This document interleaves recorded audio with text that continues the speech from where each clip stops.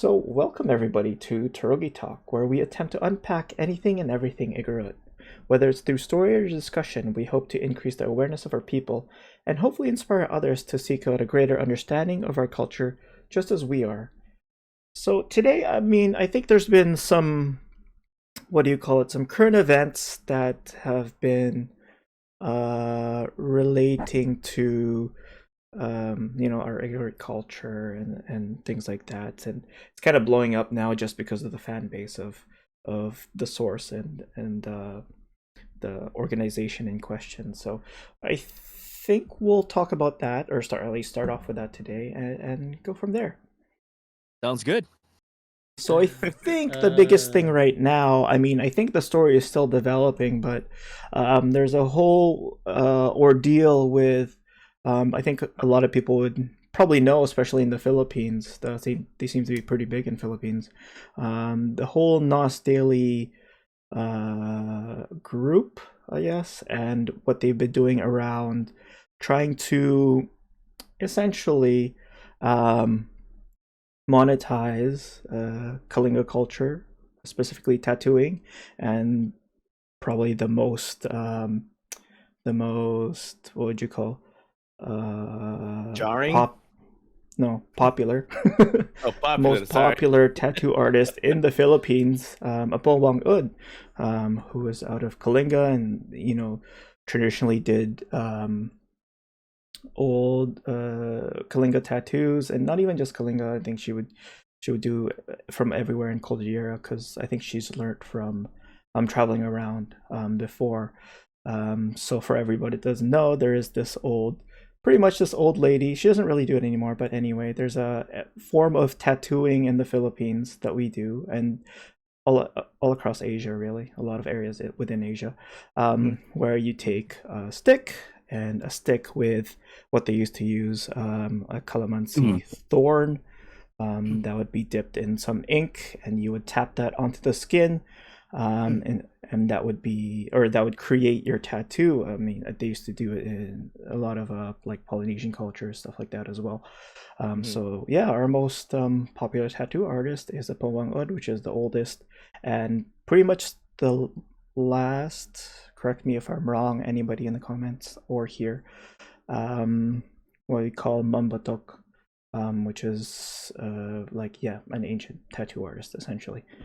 Um, so what Nas Daily was doing is trying to monetize the information on tattooing from Apowang Ud, with Nas Daily, and I think it was called Nas Academy. And there was a lot of people upset with that, and yeah, I want to know. I know, Jay, I think you were just getting caught up, but um, yeah, I want to know what you guys thought about that whole situation. There, yeah, I think the whole thing is still developing. There's still lots of things coming out on both Right. sides, and yeah, I don't know. I think Italy had a lot of that information that people are posting and Mhm. collecting. Um, yeah, you want to tell us a little bit about that?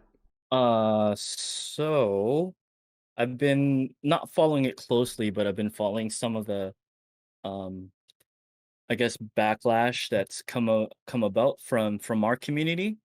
I haven't been following much of what his response have been. However, from the timeline that I seem to understand is that following his announcement on his website of those classes being essentially like starting or installed.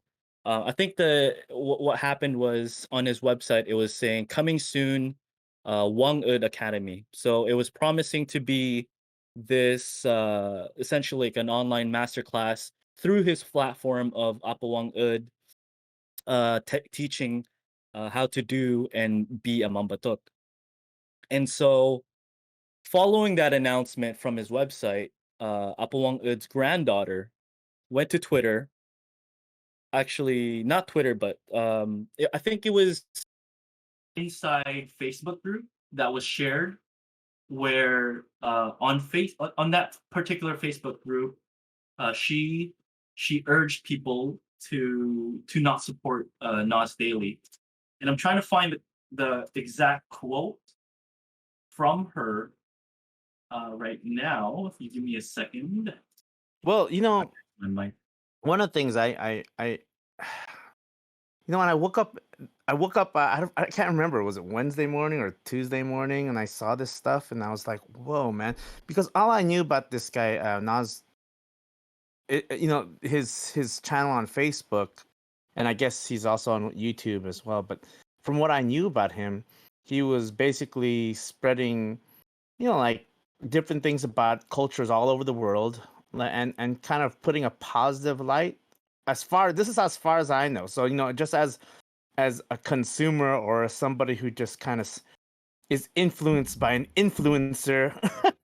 All I knew was that this guy was putting out some decent content in regards to other people's cultures, like what they're doing in terms of like recycling, and was it Singapore or something like that, and then helping people learn about the culture in the Middle East and different areas, and also kind of, I guess, there's a lot of conflict in terms of the Israeli-Palestine thing going on, but he's addressed certain issues with that as well. But as far as I knew, I thought his content was something that you could that actually brought awareness to people. But then there was when there was all these other things that came out, it just kind of was like, whoa, man. It just goes to show sometimes you can't trust everything that you see, because in the end, for a lot of these influencers, it seems like the most important thing to them really is getting the likes, and making sure that they're getting the huge fan base. And one of the things that I've recognized over the years, and many people can see this, is like, what's interesting about Filipino culture and the Filipino people, influencers and people on YouTube and Facebook have realized, like, if you can get a fan base from the Philippines, it's like you get a rabid fan base, and that like increases your numbers, increases your subscribers, increases your likes, and increases like, and so like I think people have caught on to that. A lot of influencers have caught on to the fact that if you can get on the good side of Filipino people, they start making videos that are just random.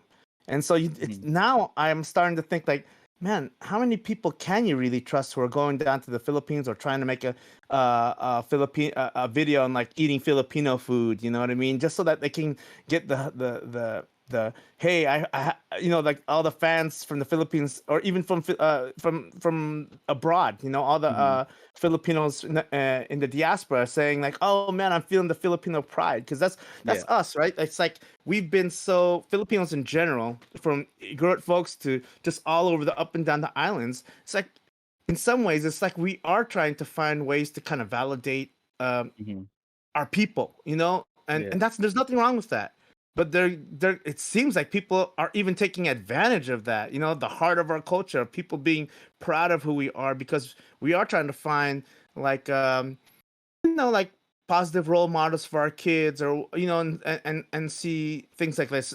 And I guess we'll go into it later, but, like the Olympics, seeing like our first gold medal, our first like official gold medal through weightlifting, like it's like, of course, you're gonna feel that Pinoy pride and stuff, and people have figured it out online, and they know that if they can get something about the Philippines and the Filipino people to get on board, they're getting a whole bunch of subscribers and likes from us. And because we're not just in the Philippines, we're everywhere. And of course, I mean, you see the same model, what they're trying to do with China, like Disney trying to make sure that they're appeasing China, making sure they're getting, that money base out of China. And there's billions of people over there.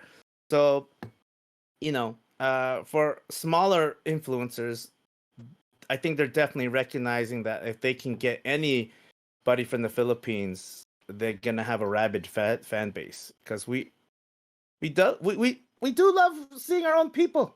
I mean, I remember when we were young, and like in the 80s, anytime you could see somebody that looked Filipino or was Filipino, we'd go nuts. We'd be like, Filipino, Filipino, like you'd see, you'd just call the whole family to come and watch the television. If Ernie Reyes Jr. popped up in that TV show, and like you get like 25 people in the living room just to watch Ernie Reyes Jr. do that 30-minute TV show back in the 80s. I forgot what it was Pacquiao, called. man. Oh yeah, Pacquiao's the Pacquiao was biggest huge. example of this. Yeah, I mean, exactly. Entire country. Sorry, that was Nas my long. Nasir Yassin, he's the influencer behind Nas Daily. He's got Yeah. over 20 million followers, and Yeah, so essentially, what he has, I've watched a lot of his videos, and they're generally pretty well made. The biggest thing is that he tries to dive into people's cultures, and to try to dive into just bringing some sort of understanding that maybe most folks wouldn't know. And most of the time, he's delved into stuff about like Arab culture. There's a lot of that material on there. Arab-Israeli issues. He's dived into a lot of that. And so I wouldn't say that the guy is coming there with malice in his heart to kind of like, I mean, people are generally going to make money. That's the whole idea too. You're going to try to make money. Definitely with Filipino people, we love being on the internet and stuff like that. And we like using it, and folks know that it's a tool for communication. But I think the biggest takeaway that I'm observing is I don't know if people really know how diverse Filipino culture is. If he knows, I'm sure he knows Filipino people. I'm sure he knows like it's Filipino all over the Palestine, Israel, and the Arab world. I mean, and generally we serve in a certain class, which is an underclass, and so people are familiar with Filipino folks, and have sometimes just close ties with Filipino folks. But I do feel that some of the nuances within our culture, specifically Igorot culture, Kalinga culture, I don't know if that's known to people really outside, or the acknowledgement of how greatly diverse cultures within the Philippines are. We are not a homogeneous society, per se.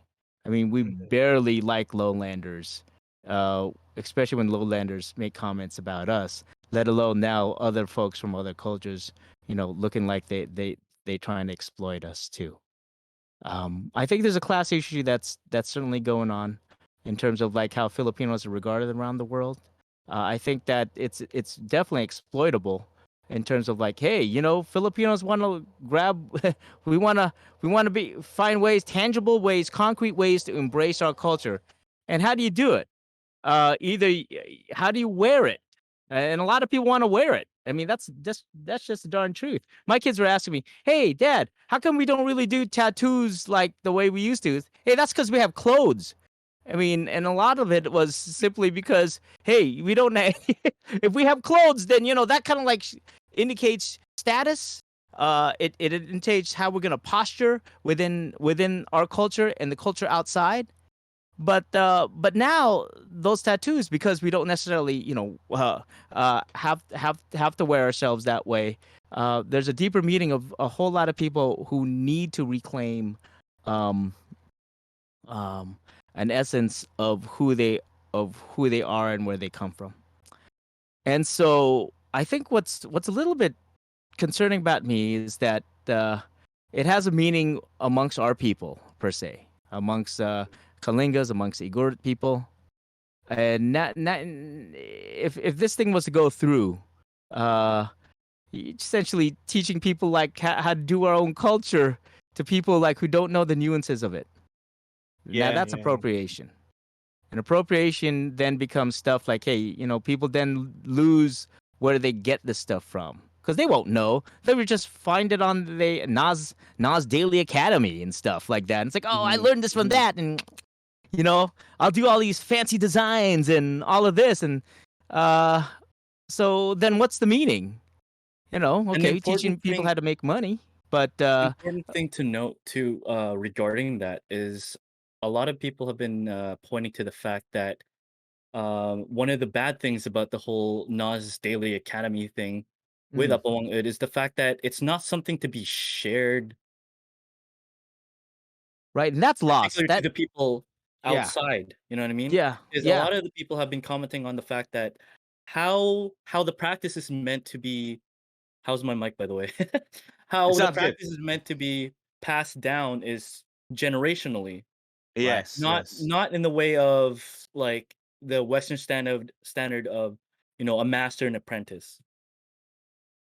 Mm. How the But tribe and how historically how the tattooing and Mambatuk has been done, and from what I understand, how a lot of our spirituality's been done is essentially by blood. So, one of the things that a lot of people were really pissed off about was the fact that he's not honoring that. He's not honoring the nuances of the culture because how the practice is meant to be passed down is from grandmother to daughter, right? From mother to daughter, and that's how it's been. That's how they're preserving it. And to sort of correct on what you were saying earlier, Gerald, is that she was technically the last living Mambatok, right? But not anymore because her granddaughters are learning from her.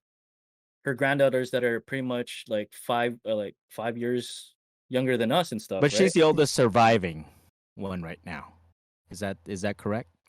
Right. If I think if so. you want to make it a headline, however, technically and actually, like there are still buttocks around Yeah, Kalinga, yeah. So it is right? spreading, and people are learning, and I'm Exactly sure because because of her, because yeah, of her. because of her, and I'm sure it's like opening up Yeah, in other areas definitely, in the mountain. definitely. I mean, like Yeah, people are starting to yeah. recognize. Oh Well, yeah, there and is a cultural value, So one And one to thing me, to really, yeah. yeah, yeah. Go ahead. Sorry. One thing to but before you go, one thing to like we really can attribute to her being her in the fact that there is proliferation of the tattooing art.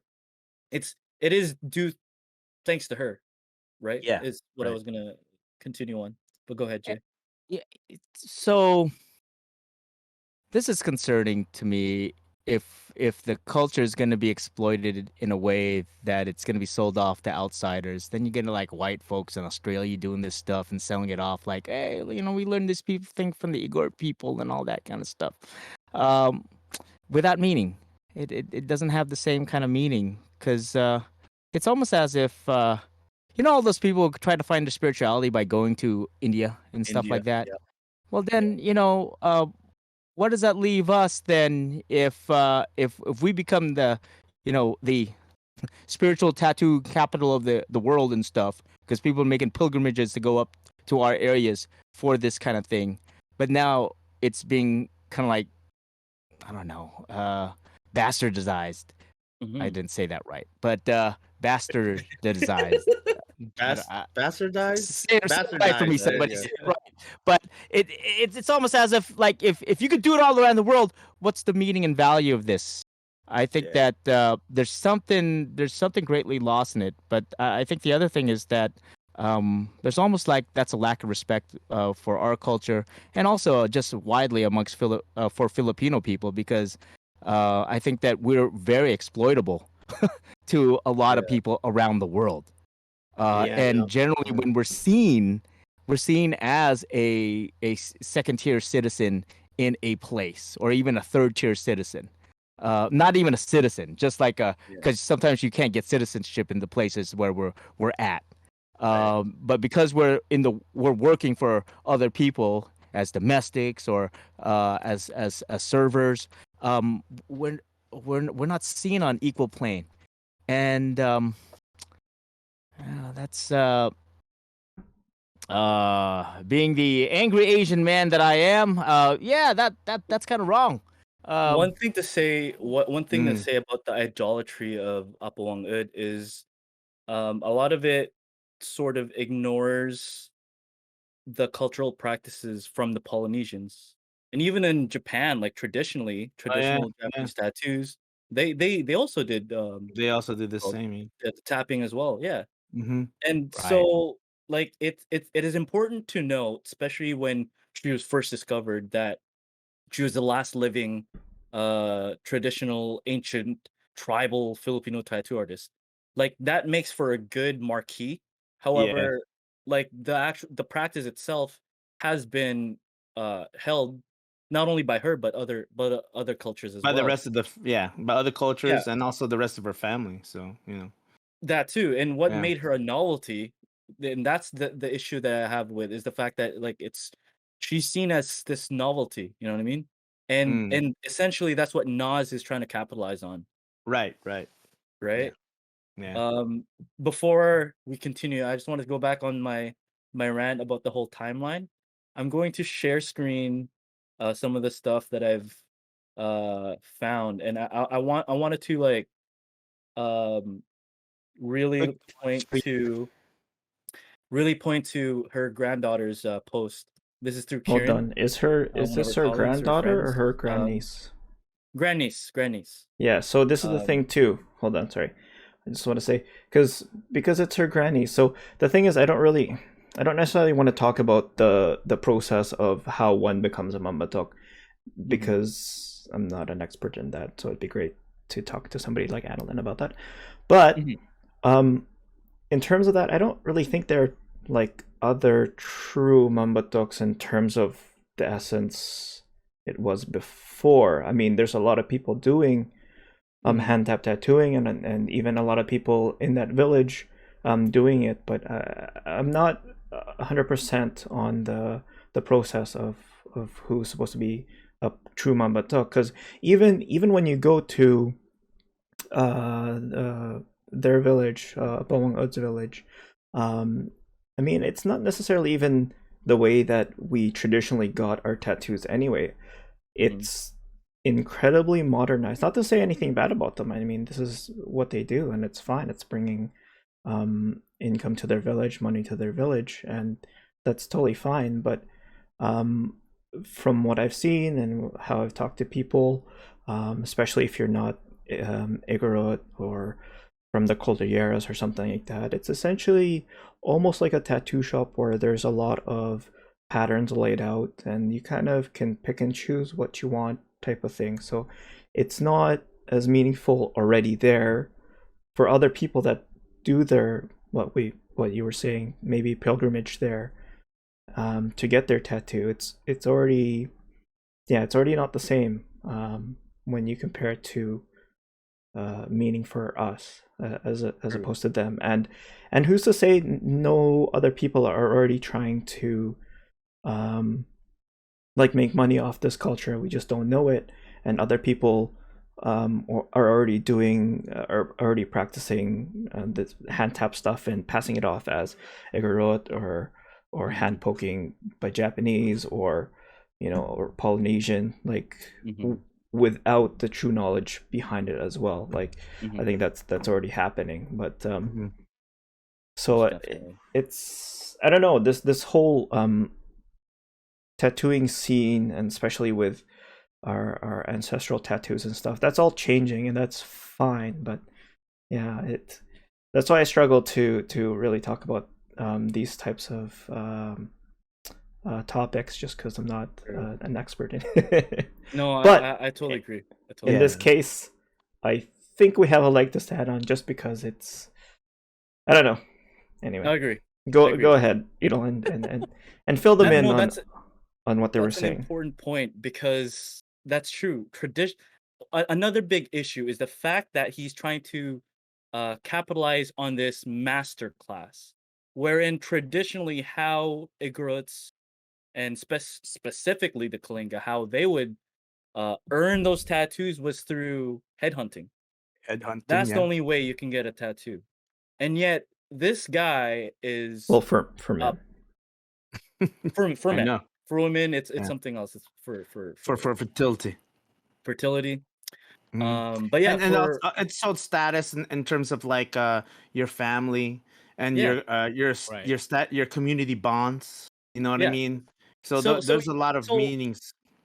Exactly. Already, there's already so much things that we can talk about regarding this. However, it's being billed and being sold as, "Hey, you can do this." It's like selling an art course. That's all essentially what it is. I know, and You want it's to learn not just photography? Learn from here. Yeah, yeah, exactly. Yeah. It's, but yeah. Again, I just wanted to like. So what happened was the announcement was made, and then Grace, the grandniece of Apong Ud, posted this on a closed Facebook group. Not a closed Facebook group, but it was just a Facebook group, and that's how Mhm. it blew up because it got shared from there.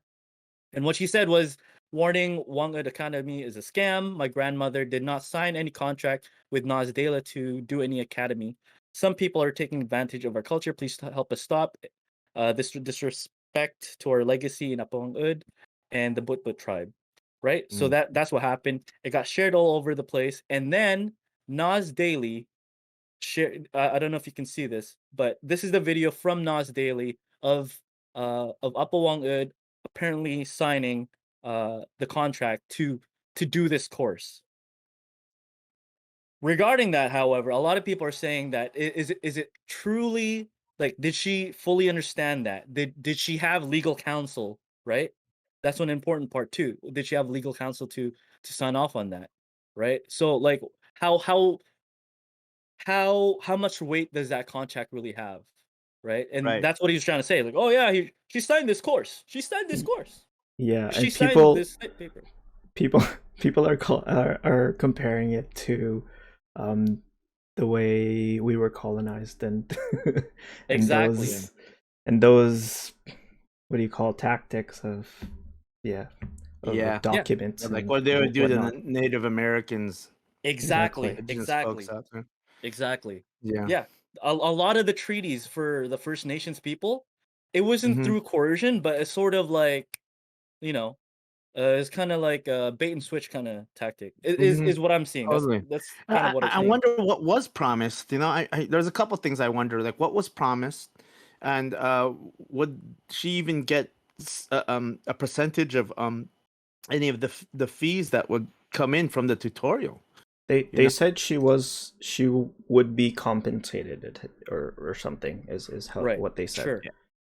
And that goes into the that adds on to the conversation too, is a lot of the people, even Cordilleran like professors from the Cordilleras and politicians talking about the legal ramifications of that, because there's a specific law under the Philippines that basically prohibits that. And it's the I'm trying to find it right here. Let me here, I'm gonna share screen one more To time. protect the IP folks. Exactly. Okay. I'm gonna share it again. and you would think somebody Watch like stream. Nas Daily, who deals with cultures all over the world, would think to research something perhaps that the government has on indigenous people or something like that within Exactly. Philippines before doing something like this. So Yeah. it's just kind of iffy. I don't know. It doesn't add up. He brags about having a team where 40% of it are Filipinos. Yeah, but how many are A big Igorot? team. You know what I mean? That too. No, exactly. Yeah. Exactly. He's touting the fact that, oh, I have Filipinos working with me. That's been 1 minute. You know what I mean? And then so here, Professor Nestor Castro, PhD from UP UP, yeah. Dillman. Diliman. Okay. He goes on to say, Nas Daily does not know Philippine law, more particularly the Republic Act number 8371, or the Indigenous Peoples Act IPRA, and the implementing rules and regulations. Free and prior informed consent FPIC is required when knowledge of Indigenous people is used for commercial purposes. In fact, the agreement between parties should also be written in English and local Kalinga language and witnessed by a National Commission for Indigenous Peoples. I haven't done any further research or further That makes reading sense. on this, but to me, this holds a lot of like weight, a lot of water. Awesome that they even have this law, honestly. Yeah, this was back in Yeah. '97.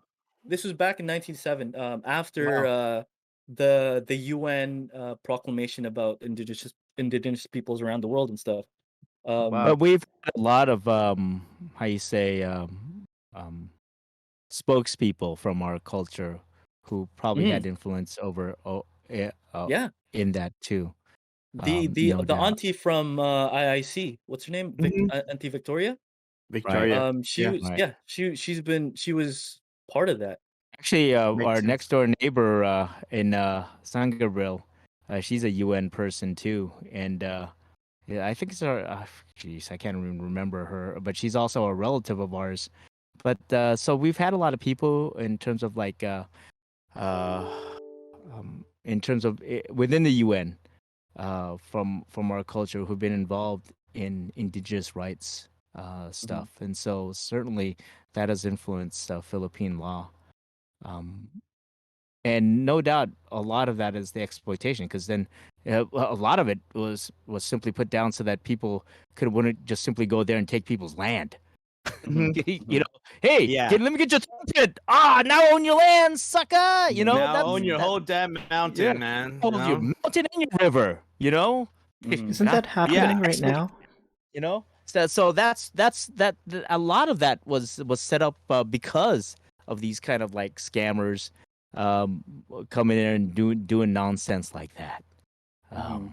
Yeah. Hey, I'll give you like, whatever sounds lucrative at that time, but it's not certainly not worth the weight in the actual resources that would have been traded into, especially if they think that there's some a natural resource in the mountain also. Yeah. Old. Gold and certain Yeah. precious metals, and now that Mhm. there's a whole precious metal mining kind of operation because we need to find lithium batteries because now we're going to replace oil with lithium, right? And so all you electric car fans out there, think about what that's going to do to our universe too. Mhm. You think we could free Tibet when Tibet's the largest resource of lithium? A large resource of lithium. I mean, there's other places too, but you just think Mhm. about that. It's like, ooh, and so the resources that are in our in the Cordillera, um, boy, and then the water resource too. That's another kind of like big kind of thing. Um, the watershed that's up there, um, uh, and trying to dam up our areas too. That's another thing. So we are a resource rich people because of where we live from there, and so a lot of these laws are there to kind of like put some guidance over that. But like again, it's people's willingness to enforce it too. The Philippines, in terms of like as a nation, in terms we seem to capitulate to higher powers all the time, uh, and so. Uh, but then these are now YouTube influencers and stuff like that who are coming in.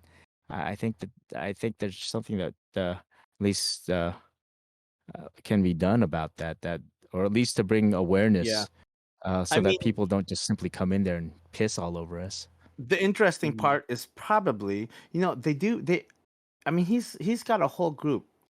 I'm sure that Nas Daily has a law team, especially if they're gonna write up a contract. You need lawyers. You'd think, right? You'd think. And I don't know if there's some weird international law or something like that like says they can bypass the things in a certain country. But it's just kind of strange that they didn't even think about that. What are the Why laws in the why didn't Philippines? why Yeah. didn't she have legal counsel to sign that? If it was such a Yeah. big deal for him, Yeah. right? If he was trying to promote this as this like amazing Mhm. thing, you think to even not even like sure he didn't do his research about the culture, he didn't do any of that stuff. Maybe he is ignorant to the culture itself, but regarding the whole signing, like to me it doesn't seem it wasn't Doesn't well done. seem those wasn't well Yeah. done. He needed a team of lawyers to write up that contract. So and I'm sure I bet you anything that the lawyers said to him, hey man, you better check up on the law over there before you have this signed. I bet you anything they said that because lawyers will do that. Who's to You know what I say? mean? Yeah. No, They You probably exactly, would told him, and exactly. he was you would like, think. well, let's see if she'll sign it. If she signs it, she signs it. Like, You know what I'm saying? No, he probably said, "It's Yeah. been 1 minute. I'll see you tomorrow." That's probably what he said. Yeah. And Well, My opinions depending, about him aside, like yeah. one thing I do want to say though is like there is a lot of backlash towards him, and Mm. he's already doing a lot of backstepping. I don't care He about him being removed canceled. he removed He the did. class. Okay. He did. So that's a good first step. he But did for now. he did for For now, now. because I think the announcement was it's going to be tentative or whatever, and he Mhm. did that um only after the grand niece's post was removed, right? Mm. So a lot of people are saying that there's some sort of agreement behind closed doors or something like that. That's been done, but that is a thing. Like the That's only why we reason don't why have he more removed info. Okay. right, Yeah. but one can speculate. The only reason why he removed that part in his website was because the grandniece essentially retracted her comments, and and now we're just in the wake of it, right? But Oh I boy. do want to say, like, I don't want to cancel him, despite my own personal opinions, because at the end of the day, he, like, what I've been telling people is, as much as I don't like the guy, I find him to be like a clown. Is he does his his work essentially exposes a lot of people to a lot of interesting things about the world, Yeah. Bring and some that's the awareness important, to certain things. yeah, Right. that's the Right. important thing. That's what made BBC a cool thing. That's what made National Geographic a cool thing. The fact there's a proliferation of all these global influencers, globe checkers and the like, is the fact that it's much easier to consume a lot of these things that wasn't so easily consumable or harder to Right. access unless you had subscriptions to National Geographic, or if a National Geographic correspondent was even able to go to these certain places, no one would know about these things. Mhm. And so they are a very interesting part of our current like zeitgeist because they spread awareness about certain things. Yeah. However, the thing that a lot of people have But issue with, and I agree with, is the fact that sure they're sharing things, but they're not talking about the nuances on the aspects they're sharing. Like sure they're sharing stories about interesting people, but what about those interesting people? What else is there? It's been 1 minute. I'll see you tomorrow. That's all his thing is. Like that's the thing. It's just bite-sized pieces of interesting facts, yet there Yeah. isn't Yeah. actual a back and forth, so to speak. You know what I mean? Okay, And so and Is you're really looking for what I'm hearing is that you're really looking for something that would invite a dialogue. And a lot of the truth is with all of this social media stuff, I mean, they make a living uh, making sure that we like them. We're making sure that there's people viewing this stuff. That's the way consumable. the Yeah. advertisers are working on, and that's generally sometimes. I mean, you see this with camera reviews, for example, right? There's a lot of BS out there, nonsense, like useless crap about gear that makes no sense. Not teaching me anything new about like photography or how I could better my skills and stuff. Just nonsense about like how many gigapixels might be out there, and it's useless, absolutely useless. But people lap that stuff up because I mean, and so I think that a lot of what we see out there in the social media world is is halfway nonsense. I mean, it's just simply people doing stuff for entertainment, and certainly not a level of journalism like in certain aspects of National Geographic. Not all of it, because I mean, it has a certain history and a certain exploitative history too. But some of that journalism is also pretty darn dramatic too, and really helpful. So.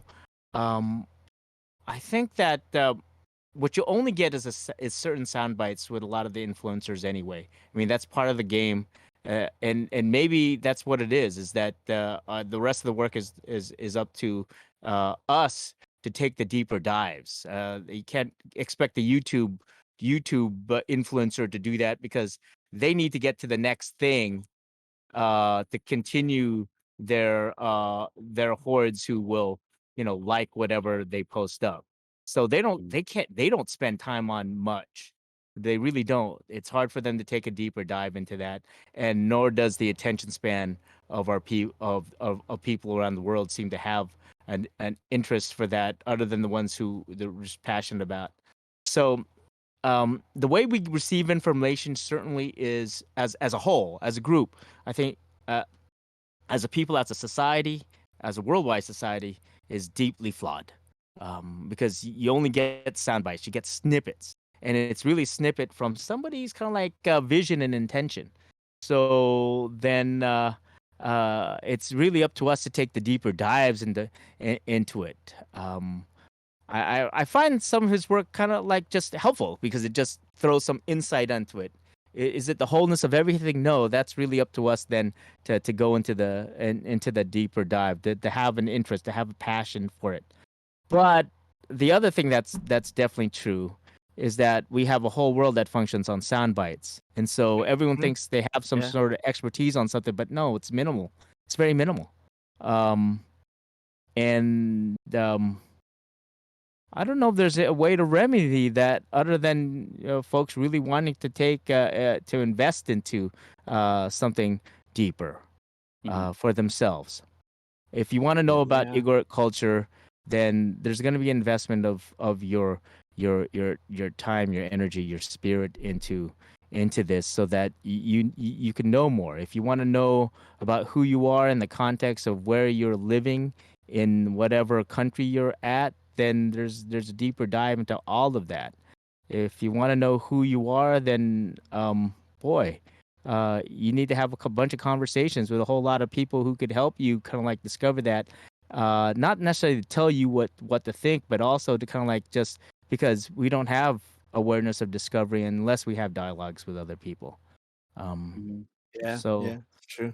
uh, yeah. I think it's that to me. I just found this topic just really complex because I do feel personally that man, I smell of culture. I smell the essence of a cultural appropriation here. But I also feel that there's other aspects that were quite um, I don't think it was necessarily malicious. I definitely think it was a money making endeavor for sure. Uh, but people need to make money too. That's one thing. But when we look at the greater context of our culture and how and Filipino culture and then Igorot culture and how it's all of a sudden, wow, it's interesting that we're marketable in this thing Yeah. now. I mean, That go ahead. yeah. Like it's like I mentioned earlier. It's like somehow people have figured out. I don't know if it goes back to Anthony Bourdain or if it goes all the way even back to Journey. You know, the rock band. Oh wow. I love Journey, by the way, and I love Arnel Pineda. But Yeah. like, like having Arnel Pineda and the band freaking brought life back to the band, in such a positive way that they recognized there was a whole fan base of Filipinos that just loved their music. And I mean, I think in their album in 2011 they even made this song called the City of Hope, and that was like all based off the Philippines, particularly Manila, but the vibes of the whole song was pretty amazing. But then someone like Anthony Bourdain comes in, and I think people started to recognize, oh, hey, like Filipinos, like we're very like, I mean, if you love us, we love you, kind of thing. You know what I mean? And of course, they see Manny Pacquiao, and it's just kind of one of those things where it's like they can get us on their side. Yeah, they can get our numbers. And if it is all about getting likes, then yeah, it's good for business. It's He just says that too. yeah. Nas said that too. You Like, know, apparently. it is interesting though. I mean, like just in terms of like Nas is like, I don't know, man. The Louise de Guzman Mabulo, she Mhm. sent out that other. There was another thing because of the whole thing with Apo Wangud. She also expressed her story about what happened to her, and her story. Um, I guess while he was up there in the Philippines, he wanted to find more content, and I heard her whole thing was about how she was running something called the Cacao Project, and providing farmers with like other opportunities, other than I guess typical cash crop of where they're at. And Mhm. she's I don't know the whole story, but like she was explaining his personality, that he's not very kind to them, because especially because he found that the content wasn't worthy enough for what he wanted to push out, and he didn't Mhm. feel like people would really like the content, and yet she loved his content, that her and her family actually watch his videos. And when he did contact her, she kind of said, why do you I mean I'm glad that you like my project, but at the same time it's like, we might not be too exciting for you, to um to do a video on us. And yet when he got there, he kind of complained, according to what she said he complained that there's nothing for me to use here. And she had already pre-warned him that like might be too boring for you, basically, or whatever. Even I though think yeah, go ahead. I think there wasn't the plant itself wasn't blooming or something like that. That's why visually there wasn't anything that Oh. he would be interested in. I think that's what I understood from it. And that's what they were expressing. But yeah, if it's true, it seemed like Nas wanted to go ahead anyway and try to make a story out of it. And they were expressing that he was, he was just he was there but busy writing a script of something, and not even really. I mean, I think he was getting some information from them, but he was just kind of doing his own thing, and was talking about Filipinos demeaningly and just being like, why are they all so poor or something like that. I don't want to Yeah, actually it's quote hard. it, but it was something like that. Yeah, and it's hard to see Really? He because said that? what was Oh man. well, he might have said it, but we don't know what the tone was, right? He could have. You could say, Well, "Man, why that's are the funny thing. Filipinos so poor?" Or "Why are Filipinos so poor?" Or Yeah, That's "Filipinos been are so 1 minute. poor." I mean, That's true. It could have been the tone, whatever the tone he had. tone. He yeah, might have just exactly. simply asking a question. That's true too. Absolutely, Um, because Who when I knows? was We reading don't that, know. it was funny because the pictures that they included, he was like smiling and all of them. So like I don't it. But Yeah, then, so and his persona always seems to come off pretty but whimsical. So what But she is it said kind of real? echoes that Rappler, that other, the other link that you sent us. Yep. It kind of echoes what someone wrote in Rappler. And like what one guy was writing, he was tweeting amid Eldon. I think he was having I guess a little bit of conflict, and he was saying that he was as arrogant as he was manipulative and opportunistic in his impassioned defense of the occupation. At the time, I found his attitude shocking and dangerous. So, like, I think it was in regards to the conflict, right? The Israeli-Palestine conflict, and so it kind of, although it's a different subject, I don't know. It kind of, what she's saying kind of echoes a little bit of that, and I don't know, man. I don't know. Yeah, there's a It's lot of controversy with him in Singapore and Malaysia too, where really. essentially he was barred from entering both Malaysia and Indonesia back in 2018. oh wow. Because a lot of there's a lot of controversy behind that. I mean, we can go on and like try to like break down his character. And as again as whimsical as what Jay was saying, like he does come off as whimsical. I did like him in the big like when I first saw him, but like again, I don't want to like put my opinion out there about him, because again, like his content is good, but so that's the like thing. Like with content creators, they the thing you have to do for people to actually watch your stuff and be interesting, you have to have like really good camera presence, which obviously he does, and obviously good writing, like his scripts Mhm. and whatever are great. Yeah, it does help. Yeah, and it's great. And like not like I'm really a content creator myself, but tried my hand in like vlogging and doing all this whatever stuff, and it's like um you can just freestyle it and whatever, but when you actually have a script and actually do these things, your story comes together a lot better, and when you actually treat it like kind of like a film or a movie, and and that I think is what he is more focused on. Yeah, I don't know. It's hard to say what he has a fan base to appease, the 20 plus million people that you get a like from, that then subsequently the advertising money comes to you. I mean, look at that kid Ryan, who does all the toy reviews, right? Holy crap! Isn't he like the king? He's the but that damn has king. no script. For the most part, I think, at least in the beginning, I don't think that was scripted. So that was like, Yeah, that's right. just amazing. And that kid he's the king. I mean, what, last year he was the most viewed dude on the dang Unreal. internet. Holy cow. Unreal. Yeah, it is unreal because like 3 and 4-year-olds would just naturally replay, or find the next Ryan video. So you know what I mean. Yeah, my kids were both into that kid. When they were that age. They were both into it. It's amazing how much that guy's growing too, man. Just right. Wow. How old is he now? 10? Is he in high school now? Jokes. No, he's getting big, man. Right. Well, that's the thing. Even my kid's starting to find him now. I'm like, oh my god.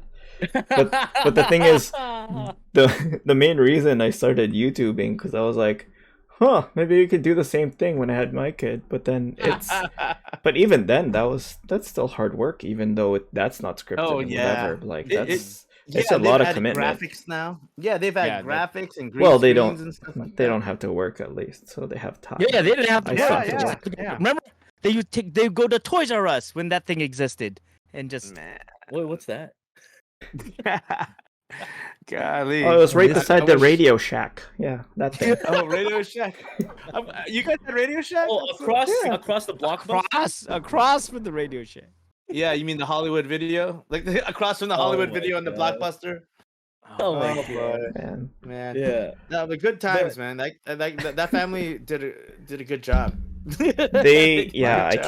I mean, they did their hustle, man. I gotta respect that. And they hustled well, yeah. I mean, and they got toys. They got toys. You go to Target or whatever, you see the Ryan toys. I'm like, man, Ryan's World. Wow. Wow, I mean, really? I would love to just do toy reviews. Some people really get into the toy reviews, and then when your channel gets really big, they start toy companies actually start sending you things that you can review. You don't even have to buy it anymore. Okay, so nobody really the rest to actually buy it from. So nobody really watches my channel, except there are a couple of toy stuff that I have. Those are the only things that get views, and I'm just you did some toy stuff. That's awesome. I mean, they were really badly done, but those still get views. And then the one when I was getting my tattoo, my hand tap tattoo, those are the 3 things getting views, and I'm just like, yeah, interesting. It's just capitalize on that. It's still work. It's a lot of work, man. It is work to even just make a short video. So yeah, and to do one that's decent, right? Getting the audio right and all that stuff. One last thing before we move on, though, I do want to say, as much as I don't personally like the NAS guy, I wouldn't want to promote canceling him, right? I'm totally against that. Well, the thing is, it's good that he took it down. The thing is, his videos, I don't think anybody had issues with the videos. It's the Academy that was the problem, right? So it's interesting because you're still monetizing off the culture with the video, but once you start trying to teach about the culture and monetizing that, I mean, that gets complicated and really ethically, I'm not sure. But he's not an anthropologist. He's not trained in that school, right? So, and I'll give it to him. He's a very interesting guy, right? Maybe that's it. Maybe I'm just jealous that he's interesting. Even if you're not an anthropologist, I mean, the thing is, I think there are certain things that he should have recognized. I mean, one, legally. Yeah. Try and figure out Filipino law before you do something like this, because she's a treasure of the Philippines now. Yeah, exactly. Big deal. And then to think more thoughtfully, because he does talk about stuff like thinking about other people's cultures and and he should. It's just kind of weird. It's like he should have known. He should have Yeah. known. He should have known Like to as be. much as I don't like him, he does have very positive messages when it Mm, comes to his videos. yeah. So don't But cancel him. if Just we're gonna cancel talk his about one academy. guy, just cancel his academy. But if you're gonna talk about one guy who's doing a good job, is the becoming Filipino guy. Oh, You yeah. That mentioned him guy's earlier. Kulos. amazing. He's And That of course, guy you awesome. guys love, is he's amazing. Canadian, right? He's Canadian, Canadian. He is. so you gotta The love him. stereotype nice guy. No, for sure though. He's Yeah. like I've talked about it like on our Hmm. chat where like he's all about the experience, like the genuine Yeah. experience that he has with people. And I feel that starting off, Nas had that same feeling too. I But think from what I'm so. getting now, he's more business minded, Nas, right? Yeah. Whereas Mhm. for You mean Kulos, yeah, he's the just Nas Daily thing? Yeah. Yeah, the yeah, brand has just it's evolved into that. Yeah. exactly. Yeah. But with Right. Kulos, he's just like, he's a very tall child. Is what I get from him. He's very Which is like great. genuine. Yeah. Yeah. It's awesome, man. like- Well, Like, he has a really deep inquiry about that guy has a deep inquiry about like what he's getting himself into. And I think that curiosity really goes a long way, and Yeah. it comes off generally as sincere, not exploitive. Like Right. No, I mean, no, not at all. obviously, all. his likes are funding his lifestyle, but at the same time, his curiosity really does appear genuine. Yeah. And Mhm. Yeah, because I mean, you compare the two videos. Look how much more substance he has in his. Like, and he Right. spends how many videos, how many days in each area. Like, In it's each area, it's right? un- Just Mhm. like exploring. awesome. Yeah, Mhm. and the way he talks about the people and And it's I mean, not about the production. Like what Oh, yeah. what I'm very connected with are his Facebook posts. Like I hate Facebook. Mhm. But when I see his things, Mhm. it's You just hate to everything. me eh? he's sorry.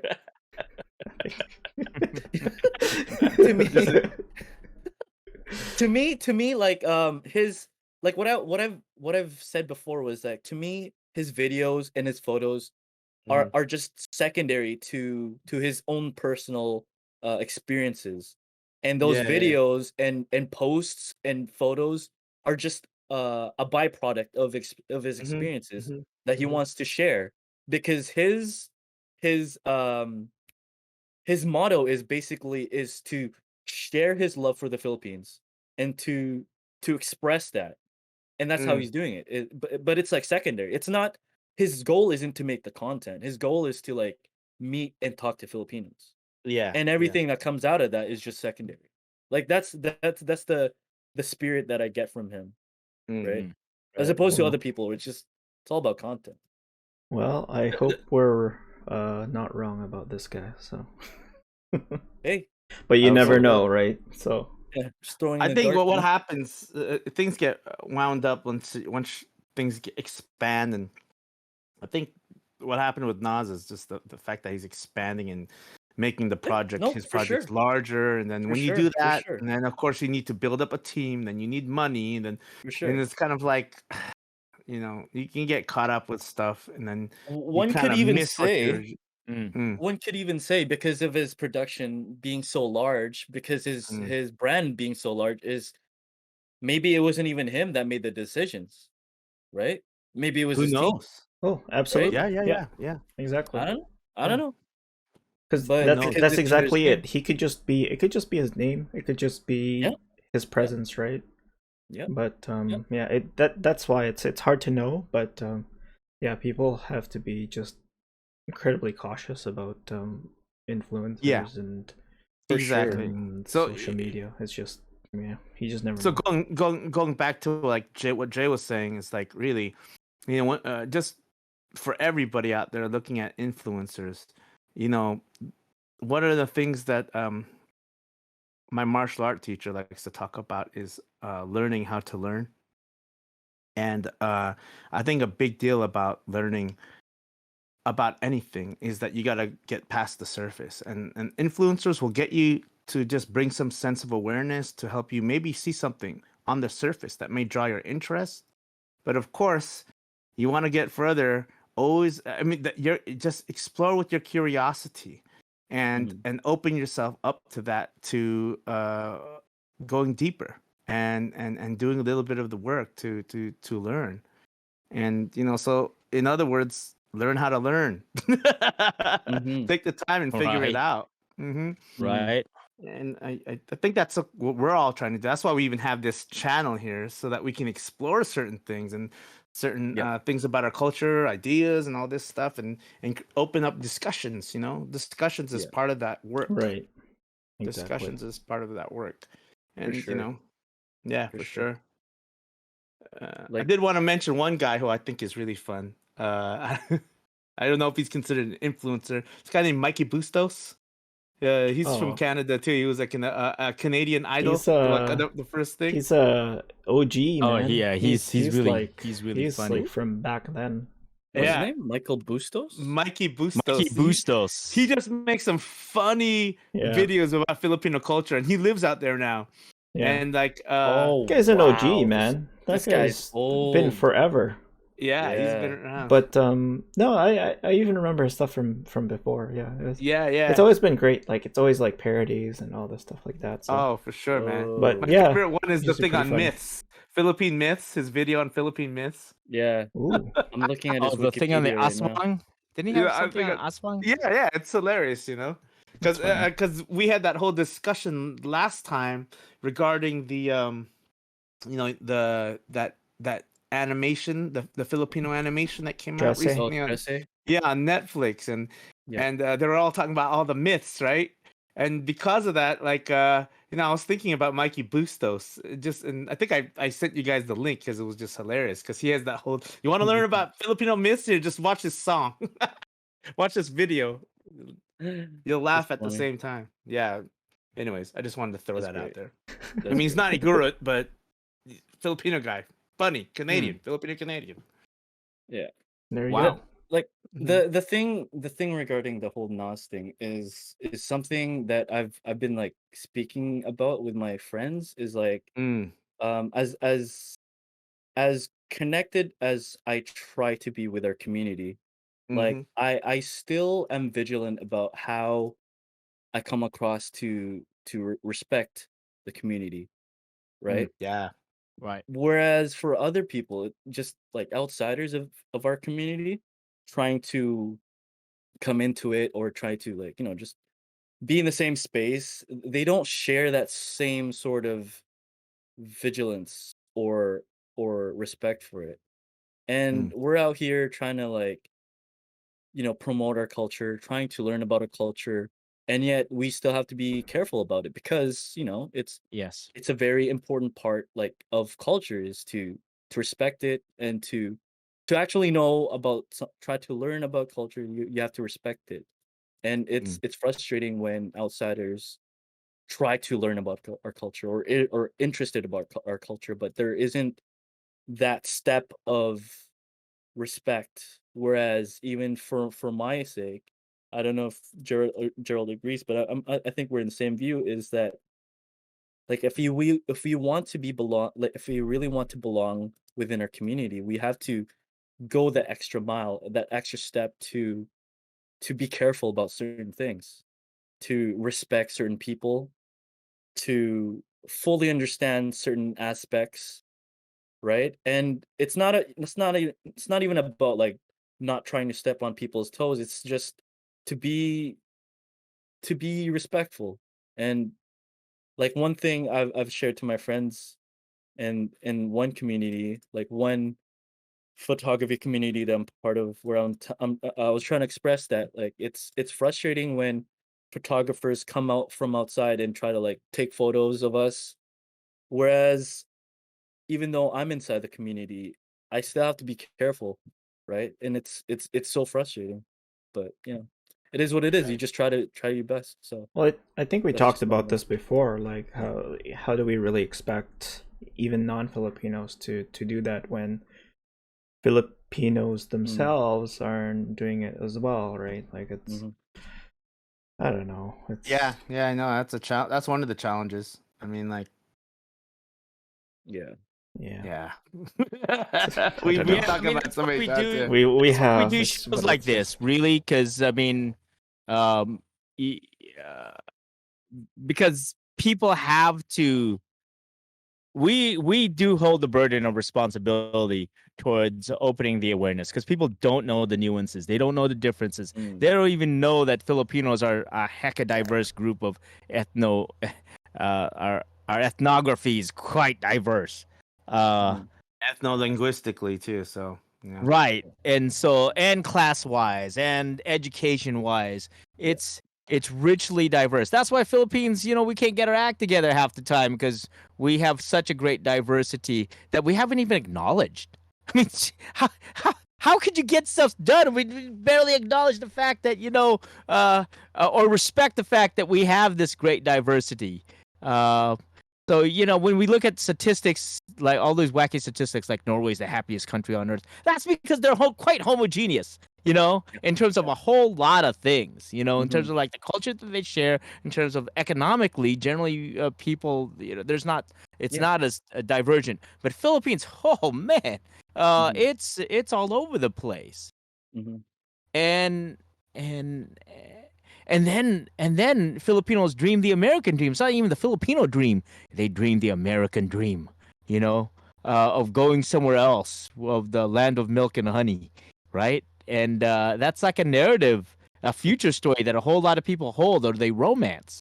I don't know if that's still the same case, but you talk to the elders, and they definitely that's something that the elders who are abroad. That's one of the things that they romanced a lot. Was Well, it what might have life was like started out as abroad a lot. the American dream of like trying to go someplace else. But I don't know if they would even call it that anymore. But it would be about going abroad to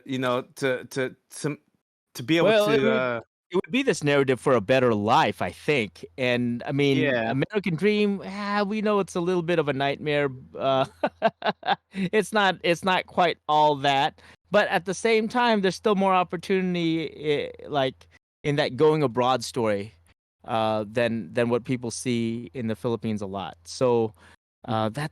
that seems to be, that's another complexity too. But um, we'll talk about that another time.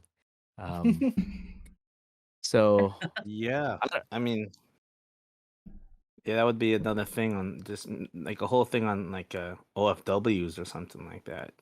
Yeah. That kind of and discussion. and Yeah. I mean, yeah, yeah. But I'm really kind of like curious to move on to our next our original topic, which is the capacity of of of reclaiming and kind of like claiming our stories. Um, Let's go like watch every some night, videos. yeah, and I would say that every night I read my kids stories. Well, my daughter now stories, and she still needs and wants to hear them. I share stuff from a biblical narrative. I share stuff from like certain writers that we consistently, share about. But the stories of Frog and Toad, that's one of the stories that keeps on popping up. Um, the uh, there's oh gosh, now it's uh, Monkey and the Dragons Love Turtle. Tacos. Dragons Dragons love Love. tacos. I don't know if y'all have ever heard of that, but What is that's that? that's something that keeps on popping up. No, it's just these fun stories about like dragons who love tacos, but if you give them hot sauce, they blow everything up. Um, yeah, it's That's pretty cool interesting. kid stories. Interesting. Or Wow. Interesting. there's the other stories by gosh, I have to look up here. Uh, Do you tell her the story oh of the turtle and the monkey? oh yeah, I have told her the story of the turtle and the monkey. And my kids love That that one. They laugh all that the is a time. uh that is a that is a great uh uh that is a great story. Mm. Oh, The story speaking our of, grandma basically used to tell us. Oh, and Bone Talk, yeah, that's a yeah, little bit for the speaking of, older kids, but Hmm. that is a good book by Candy Gourley. And Candy Gourlay made this other book. She gave us quite a few, but one of them was this whole thing on Magellan, and it's kind of oh, like you ever read Diary of a Wimpy Kid? has some illustrations along with Oh. like Mm-hmm. normal chapter style book Mm-hmm. kind of Mm-hmm. thing. And so that Magellan book is all about that. And it's funny because the way she wrote it, it's like, of course, there's straight up hard facts there, but she makes it fun to read.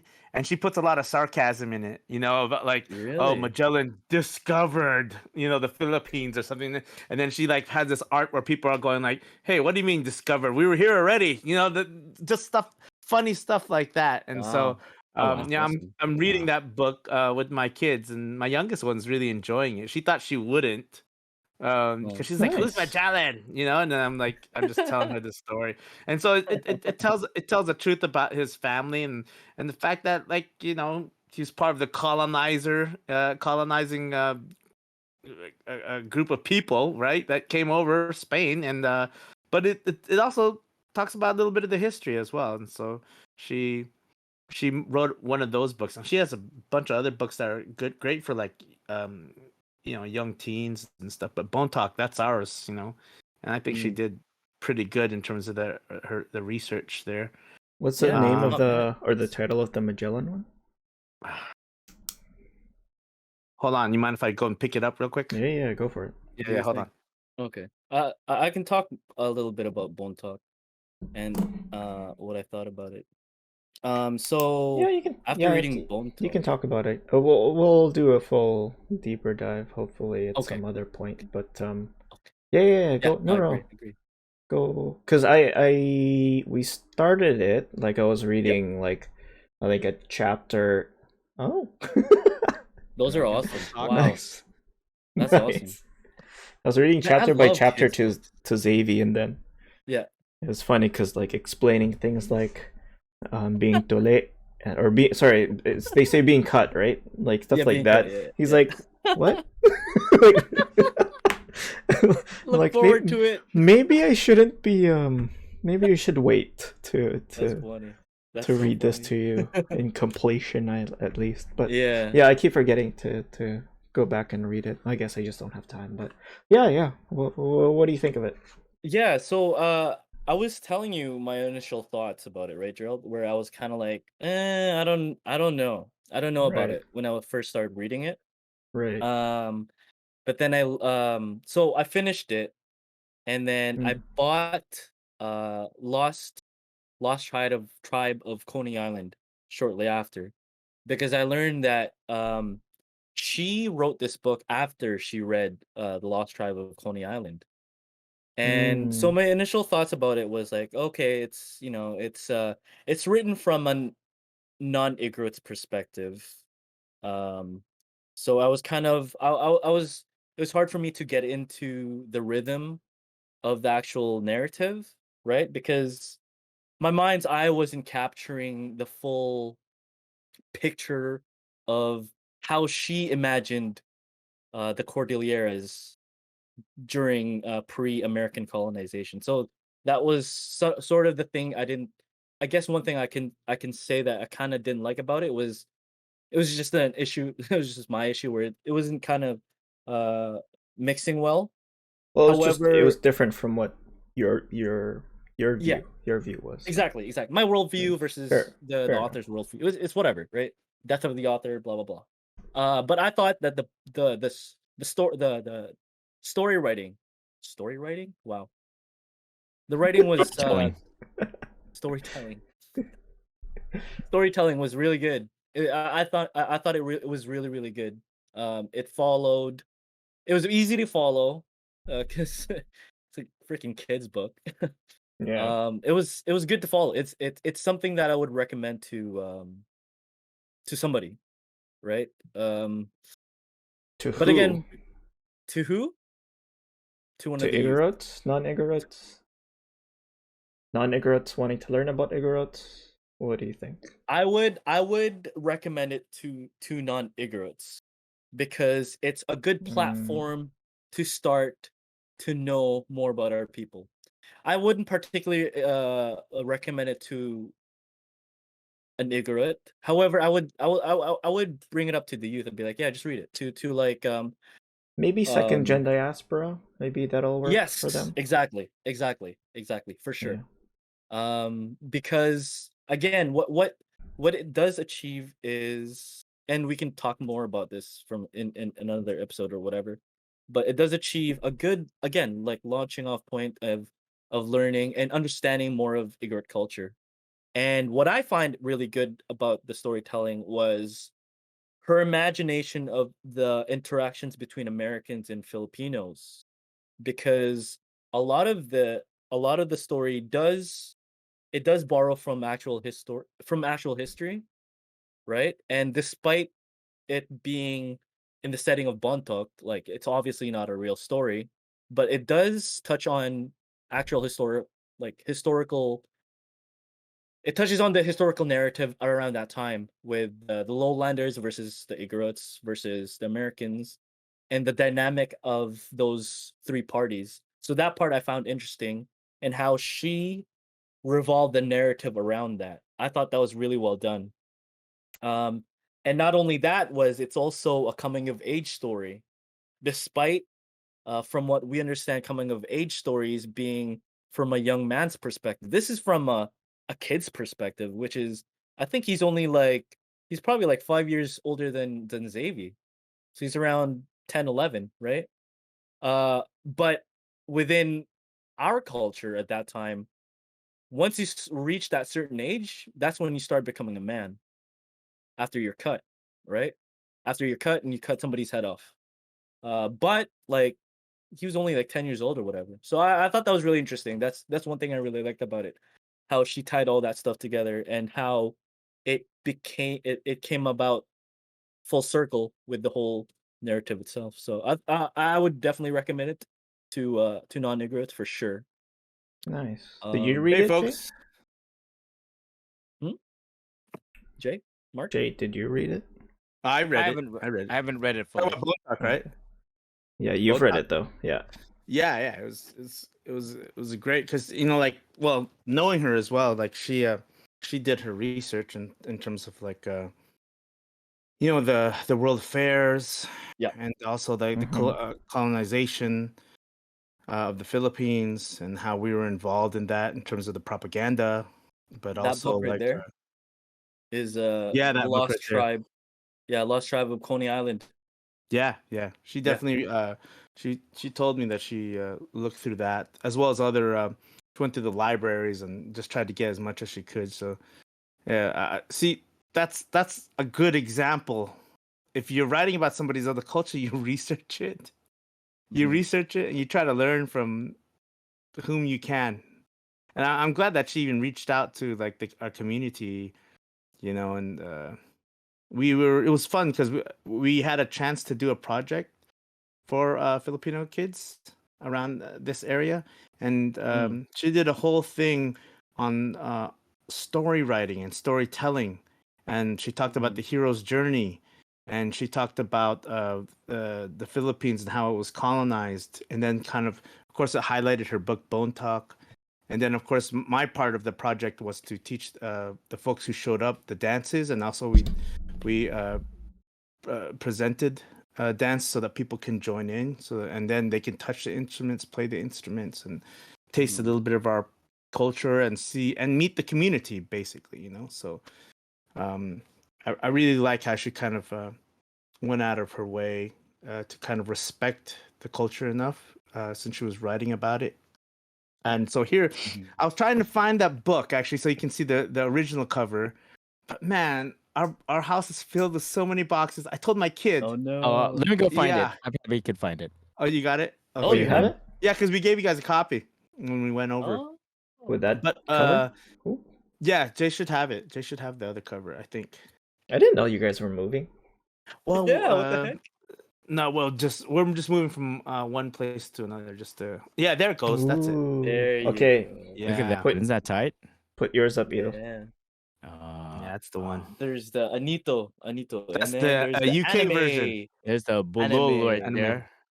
It's anime Yeah, right 'cause- here. I think she told me that like some of the publishing company felt like it was a little bit too much Yeah. or some. Yeah, in And terms of the back here marketing. it says, "See, the tree of bones calls. Can you see? Wow. Yeah. Isn't that cool? Yeah, the publishers were like, know. "Oh, this is from Asia. Let's make it anime." Yeah. Yeah, this Oh my looks god. like, oh hell yeah, I That's want to so get much. this That's book. so much nicer. Hell No yeah. disrespect to the artist. No disrespect to the artist, but yeah, I prefer that one. No, Yeah. they just wanted really to make sure that, hey, this is a kid's book. Yeah, Yeah. that's Well, the that too, funny actually. thing is, it's not exactly even a little kids. It's not a little. No, Not a kids little book. kids. it's Yeah, it's yeah. Yeah, not. it's It's definitely not. a preteen could read it. Definitely for a Yeah. teenager, but Yeah. even adults because of the flow of the book and it's. But the nice thing, maybe it's because I'm Igorot. Like the read was like really quick. I read it so quickly Yeah, I because I read was it like enjoying the flow. The day. flow was great, right? The flow of the Yeah. book was really good. Yeah, It never. I was just saying, like it was Oh, hard for me okay. to get into it, to get into Uh-huh. the rhythm, but once you get in, Once it's you very get well in. written. Yeah, Yeah, very well especially written. when like the danger happens. I won't spoil the book for anybody, but then like What Yeah, I'm danger? not done. What do I'm you not done. I'm not done. yeah, I won't spoil it. Anyways, there's the book. I haven't read it yet completely. I just read like literally just the first part, and then Same. since COVID, my eyes have gotten bad. So, the Ferdinand Magellan book. Literally Wow, just Open Ferdinand this other Magellan. book. It's hilarious if I'll just open some of it. So it's got that you Oh. know how Diary of a Wimpy Kid kind of Oh, goes okay, like okay, so it's that's fun. illustrations. That's Yeah, fun. it's That looks fun. fun. It's history, but it's fun. It's fun history, Wow. and it Huh. pokes fun at like some Holy of the shit! This like historical inaccuracies of the world. You know. that needs to blow up. That needs to I blow kind of up, want to especially with look that up right now. Let's see. Yeah, I Yeah. actually want to. That needs to Is blow it up. even 'Cause- in? Is it in the right direction for you guys to see it? Can you see it? yeah, Because it yeah. looks Yeah. backwards from Yeah. my camera. No, okay. it's Edel was the only uh, backwards one. Yeah, it's the way my camera is oriented, but yeah, And yeah. there's another. She has quite a few books. There's What's on Amazon? this one, Shine. I haven't read this one yet, but my kid read it.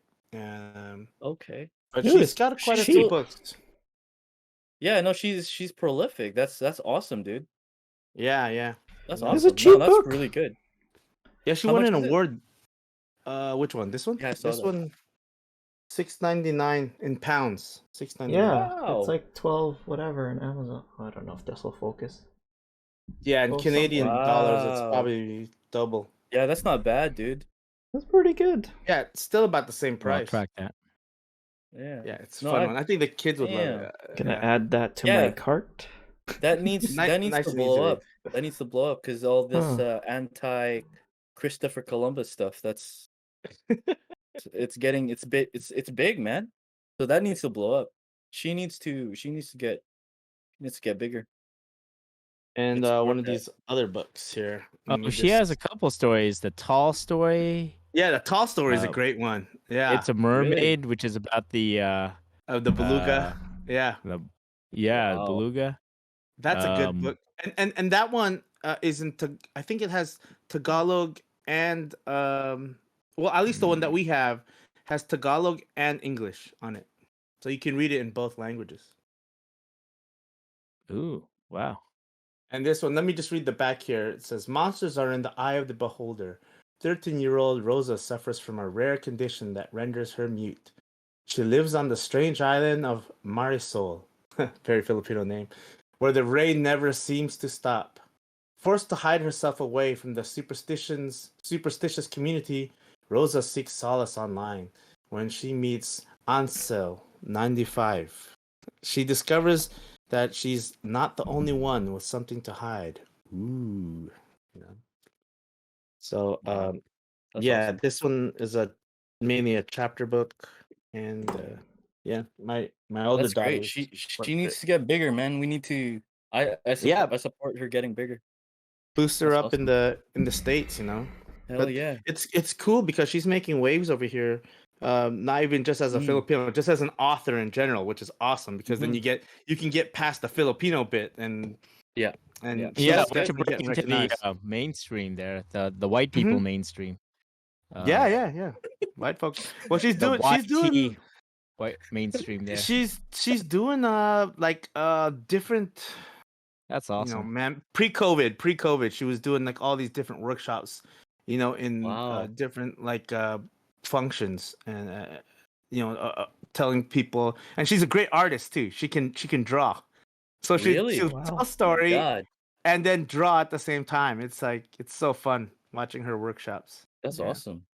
If you ever So get to Candy, if you ever Mhm. watch this podcast, I'd love to have you on and talk about Hell Bone yeah. Talk. Hell yeah. And just how you just pick your brain on how you created the story. So yeah, Know more about you. just an open Make- invite to you.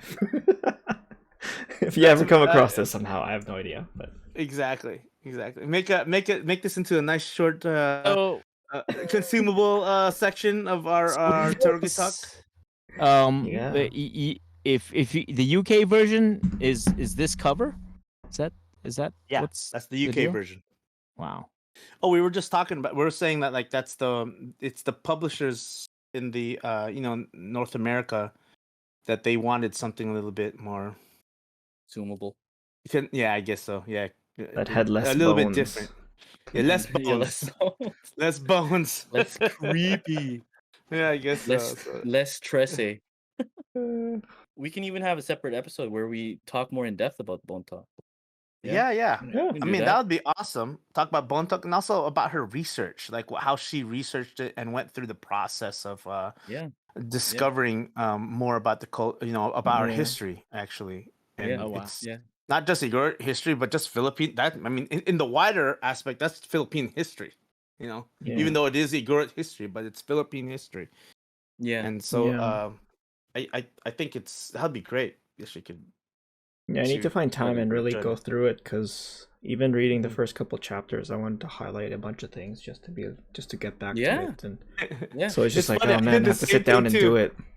Yeah. Yeah, we could do a whole kind of like book review on it. Her choice of club. words were really interesting to me because I wanted to learn more about it. Like Yeah. instead of elders, she put ancients. Mhm. And I really Mhm. wanted I thought that was so interesting. 'Cause, like, Words, names, like, yeah. and just Yeah. yeah. No, I'm it just was Yeah, curious. like- her thought process. Yeah, Yeah. exactly. Yeah, and I want to know how much it's tied to like even the Bontoc language. If she did learn, if she learned some aspects of that, right? Yeah, I Because don't know how like, far she went with that. that's the thing. I Yeah. want to know how much was her artistic direction in terms of writing was balanced with actual yeah. not even fact, but like actual material that is Igorot, right? Because Yes. like to me, like the whole like her choice of words for denoting the elders as ancients Mhm. to me was like really interesting. Because like it was sort of like it made me think of like Avatar, as if Yeah, yeah. the ancients like the Mhm. ancients even they're just elders, they're just older people, but her Mhm. choice of words of ancients as if they're this divine thing that are still living within our realm.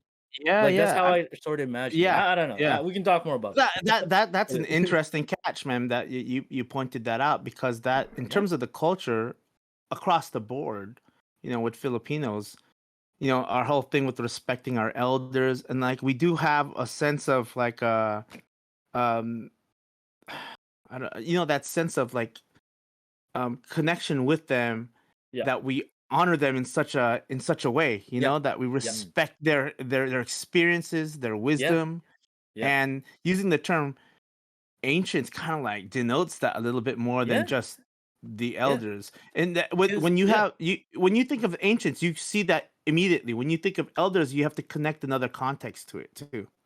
That's what I'm Does that saying. make 'Cause- sense? Yeah. and the way my thought process about it too is like when I played Halo, and when you hear ancients, this long gone the forefathers, Mm. but the ancients she's pointing out to are the Are still people alive, that are right? still there. Mhm. Yeah. Yeah, yeah. And so Right. it takes away from the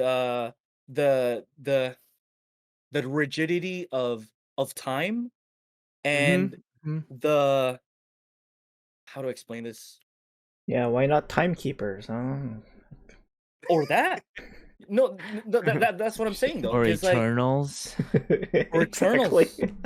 No, so No, so but no, that it's choice of true. It's word. it that that's a really really good point. Exactly. Somebody's It been watching Loki and Marvel. Well, there is a character called Keepers. Luki in here, right?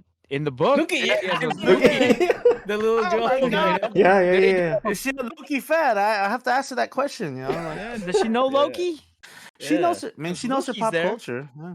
Yeah. No, so yeah. No, that's what but I really found interesting about that book is that Mhm. there was that sort of mysticism mixed with yeah, mythology. Yeah, yeah. However, it was within recent history.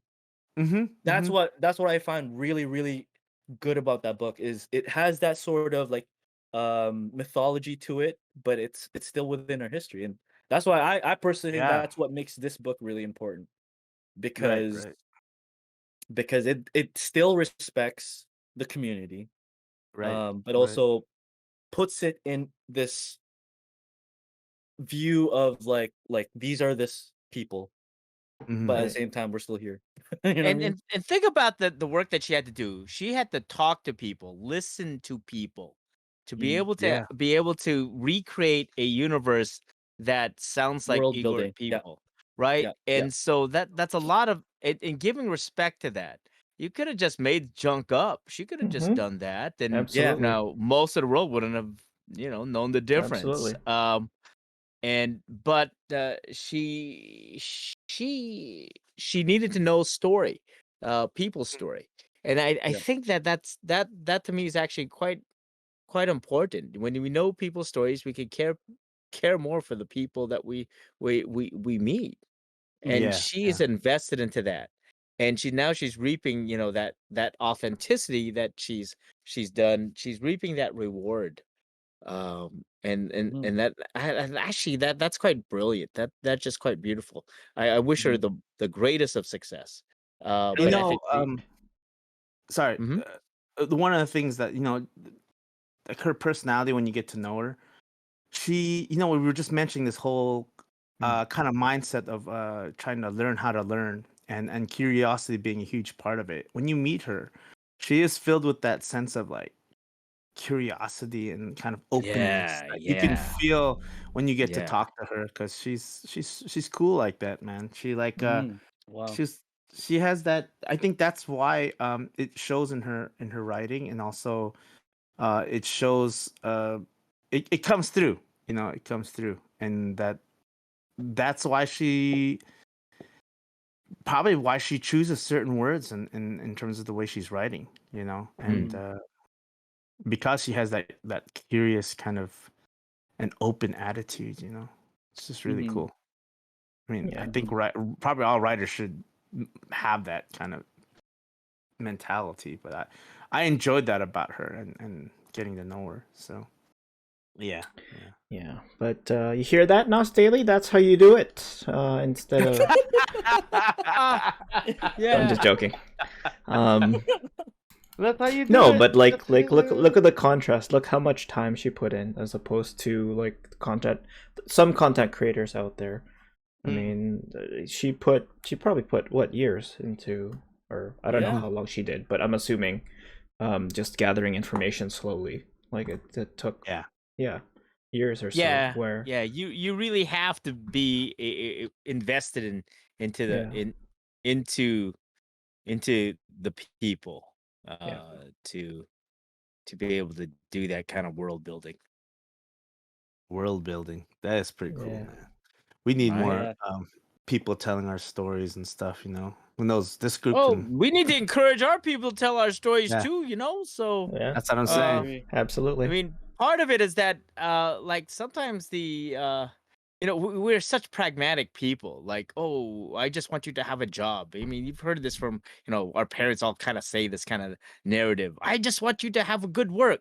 But, there's a difference between work and profession and careers and vocations. And so and those each one takes a deeper dive into something, but also the arts. I think that we do value it in some ways, but uh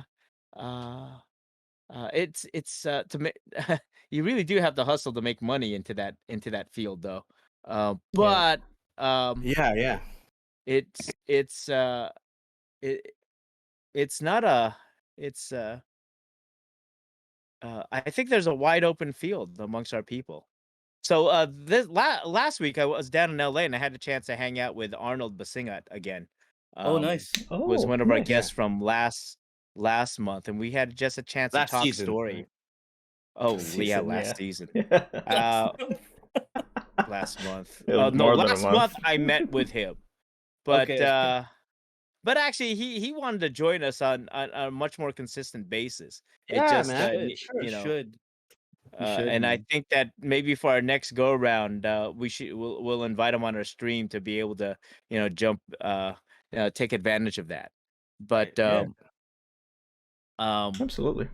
but I think that I mean, just knowing that there's Filipinos out there like actively creatively doing stuff. There's few out there in the food business now, and actually Arnold is in the food business Oh yeah, also. that's right. But Same with Jennifer Katanes. She's another one. Katanas Oh is in And her there. yeah. husband. I Yeah. like Joe, man. Yeah, they're blowing up. Yeah, That's yeah, awesome. yeah, Hell and yeah. so I and wish I could that try just their stuff. That looks so good. I know. I know. Oh, I know. I wanted to pass by actually when we were down there. Just we just didn't have a chance to, but maybe next road trip, Mhm. head down there and go do something. Where we Next could visit. time, turn your camera on and just start filming stuff. You know what I mean? Yeah, be like one of those Yeah. aunties on Facebook and just go live. Yeah. Do it. Yeah, Oh, it's by it's so accident. true. oh yeah, even better by accident. You're right. Yeah, so I could But be then yelling it'll at just be like kids doing it. it'll just be like a video of part of the floor, maybe a wall. Yeah. Oh no, man. Our That's dad funny. has done that so many times, but it's okay. I could see that. I could see Oh, that. man. Right. And our uncle, Oh, God gosh. rest his soul, our uncle Phil used to do that all the time, All man. the Even way time. more than our dad. It's Oh, because yeah. my dad only What are learned you Facebook doing? later on, but like he used to always turn it on. He'd just be like looking at himself, like doing selfie, like, and then you'd see it like, Uncle, you start typing to him. Do you know What are that you you're doing? alive right now? Yeah, like, do you know that you're alive? All the relatives would start like messaging to him. I don't even know if he could see the messages coming through, but he'd just That's so funny. Oh Yeah. man, that's great. That's I great. know. All right, so I think we're gonna end this one for today. Yeah, we kind of went off on tangents, but that's okay. That's what this talk is really about. And hopefully, if you have any comments about anything we talked about, again, what we want is a bigger discussion on anything that any topics that we cover on this podcast, on this show. So yeah, drop us a comment. I can't remember if there's any other way to actually reach us, but yeah, drop a comment on at least a YouTube video. Thank you for listening and watching. But before we end and close, we can do a quick question. Favorite snacks for everybody. What is your favorite snack? I cannot think of mine right now, so whoever wants to. I'll go because it's not even. I guess it's like snack / dessert. I guess you can say, but I love apple pie. Apple pie is my Ooh. favorite. Yeah, I just love the texture. But there's some people who love the crusty, like the hearty, crunchier part of the apple pie. I'm more of the gooey part. I like the gooey, doughy Really? part of the pie. Yeah, man. But you And do a la mode, or that's just by well, I itself? definitely like it with a little bit side of scoop of ice cream. All right, go. And if you ever come to UK, go to Spitalfields. And I don't know if anybody else has this in their area, but there's in Spitalfields in the UK in London, there's these crepe guys who do something called a crepe roll, and they do it with apple pie filling and a side of ice cream. Oh. Whoa, that Wow. actually was- sounds really Yeah. good. It Just is almost sounds like so good. yeah, it's called a Hmm. crepe roll, and they roll it up almost like a lumpia, right? And then you get two. Wow. And then I was eating, I was like, oh man, this is not right. Not right in such a good Jesus. way, like such a good way. It's just like, Jesus. oh god, it was good. So that's why I just had to throw that out there. That's a good one. Hmm. That's a really Yeah. good one. Mm-hmm. Go, Jay. You were saying. Gosh, my favorite snack I think of all time. Um, Of I all do time. have a thing about chips, and so having a baked Lay's baked barbecue chips. For Uh, folks Whoa. in UK, that's crisps. Okay. yes, so I Yeah, not mean fries. you could put that Chips. not fries, potato chips, and that you Yes. could throw them in your sandwiches, and they were just really Oh. good. Just so They were Wow. made so you can throw them in your sandwich. it just feels like it's something. I mean, it doesn't have the same oil because it's baked, and Damn, it's dude, just that so is good. good. I just love that. The other kind of snack that I think that I completely uh, uh go just love is I don't know, but I just love trail mix. You know, with M&M and peanuts. Holy And crap, man!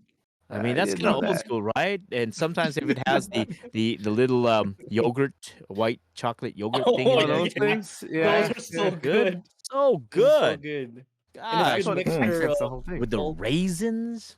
and sweet. Yeah, yeah, yeah. Yeah, That's and trail mix sometimes is they throw good. the dried what's it called, the dried raspberry in there. Oh man, Oh yeah, so yeah, yeah. Damn, that's a and good then one. assorted peanuts, and sometimes if it's a really good trail mix, they'll have that wasabi chip in there too. They'll throw in some sort of like that Japanese cracker in there. Uh, Ah, that Oh yeah, I've had that. I've had nice, that. yeah, nice, yeah, I've gone camping. I've gone camping. Yeah. Those nice. yeah, are really good. and so Those are really good snacks. But right. I'm gonna have to go like super simple and super boring because The snacks, though. a lot of snacks Yeah. is a wide variety, but it's also very Mhm. very specific.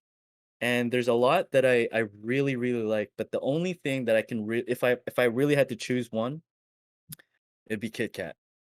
Boring, Ooh, That's not simple, boring. That's wow, not boring. wow, No, Kit Kat it's is but the good way. stuff, just Yeah, Kit Kat. right? And like, yeah. cause I just say chocolate, cause for Mm. me, like chocolate is like my poison. Like I can Mm. go, I could literally all day I can eat chocolate. But I really shouldn't. I do though. I do. I I do have do a just eat question chocolate for for you fun. on that. I do have a question because I don't know how they are in Canada, but in the UK, the US Kit Kat and the UK Kit Kat Are different. are different taste wise. The Really? chocolate is different. Yeah, like Huh. the Yeah, chocolate that's true. in the UK has a little bit more of a it's more milky, Mm. less Okay. of the sugar. Ah. In America, it's more sugary. Yeah, So it tastes different, and I'm wondering what yours is like in Canada. You know, do they follow more Mm. of the closer to UK the American, I standard? think. Is I think yours a more closer. I American? would Yeah, probably agree. Yeah, close to it's American. probably It's more pretty much the American. same. Yeah, Probably Oh, more American. interesting. Because like yeah. with our snacks, the only difference we have with against the Americans is like we have Smarties, whereas Americans don't have Smarties. Yeah, It's like an M&M's, but a bit basically more. is an M&M, right? Basically, Almost. it's got a different taste Yeah. though. Oh, What okay. makes Smarties different is the coating is way more dense than M&Ms. Is So it? the taste when you bite into an to a Smartie It's more like is a you get a taste of the candy. sugar of the coating. That's Yeah. much Mm. thicker than M&M.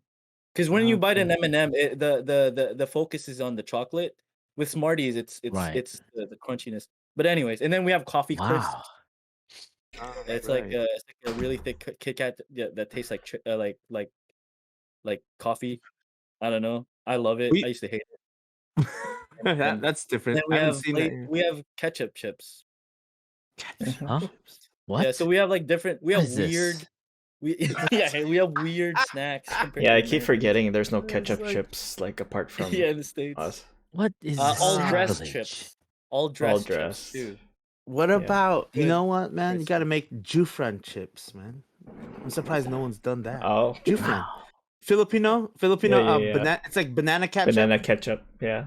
Yeah. Jufran Oh makes my sriracha god. now, apparently. So Wow. I've seen that. Really? Yeah, that's True interesting. friend Oh makes my god. Yeah, if sriracha. they had Yeah. chips like that, I don't know if ooh, it's that banana sriracha. I don't know if that, I have but no banana clue. but sriracha. there's a Jufran brand sriracha now. You Is guys it are talking about combined with the the sriracha? the UFC, right? The UFC Hmm? banana ketchup. I UFC, right? don't know. I UFC I brand? don't. I Maybe. just I don't remember. Yeah, isn't I it? only know about the Jufren brand. Really, Yeah. Man. I don't know if it's the same thing, but yeah, we grew up with that, man. You can go down the street, Yeah. just go to the Filipino store and just get the Jufren. I Okay. miss that. I They think don't have that out here. for me, I have to Wow. go with chips as well, but Chips. it Chips. had this is actually a really hard question, but and I don't really do normal snacks or normal chips anymore just because yeah, I'm too fat. But Doritos specifically, Mm. Oh yeah. Big Dorito fan. sweet chili heat. Oh yeah. If not, maybe Cool Ranch or like the Cool Oh Ranch my god. Extreme one that has even more salt. One of those two. Nice. No, that's funny, man. But Your That's guys' tastes are too advanced, man. fat salt. Gotta Salt love is Doritos crazy. though. You But know what? My specifically, cousin and yeah, I. Doritos. It's so good. Yeah, man, Doritos are. Man, those are. Oh wait, I still love them. Yeah. the Pakwi chips are actually really good. The you've heard of the one chip challenge? That super hot one. Yeah, so that company makes like just like a line of chips now, and they recently had their what was it? Just their nacho one, and it was amazing. It was like miles ahead of like the Doritos nacho. I don't know what was Interesting. different, but it was so good. What was I the don't name know of the why. company again? I heard of this thing, but I can't remember the name of the company. Pakui or something? Paqui? I don't know. Oh Yeah, yeah, but the Pakui. but the same one that does the one chip challenge one. They also do like a Oh. bag of like ghost pepper chips, which is Jeez. ridiculous. Is it? Have you tried that? I did. Was it you was it did. really Okay. explosive? I had like to finish the bag. I had like a few chips a day because I'm like, yeah, I'm good after each time. Oh my god. Yeah. But- How about on the way out? I mean, was it like it was- still hot? Well, I didn't push it. Like I can't. I love spicy food, but I can't. My body can't deal with it anymore, so I don't push it anymore. So Yeah. I hear you on that. I used to eat like my dad used to, have the Sealy in the bottle, and Oh yeah, yeah. My dad he did that's just that. so good. eat that. I don't know. I So can't do good. that anymore. I can't do it anymore. Jesus, Just that's crazy. yeah, it was so good though. It was So good. All right. Yeah, Well, I used I to hope do that. everybody enjoyed that. Maybe you didn't care for the rest of the conversation, but maybe our snack conversation was entertaining. Yeah. So again, thank you everybody for joining us either on the podcast or on YouTube, and we'll see you in the next one. See ya.